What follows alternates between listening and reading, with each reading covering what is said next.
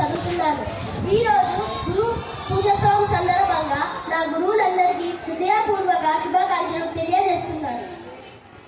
మన జీవితంలో తల్లిదండ్రుల తర్వాత ముఖ్యమైన స్థానాన్ని గురువులు కలిగి ఉంటారు. డాక్టర్ సర్వేపల్లి రాధాకృష్ణన్ గారు 1888 సెప్టెంబర్ 5న తమిళనాడులోని తిరుత్తణిలో జన్మించారు. డాక్టర్ సర్వేపల్లి రాధాకృష్ణన్ గారి తండ్రి పేరు వీరన్న, తల్లి పేరు సీతమ్మ. డాక్టర్ సర్వేపల్లి రాధాకృష్ణన్ గారు విద్యారంగంలో చాలా ముఖ్యమైన పాత్ర పోషించారు.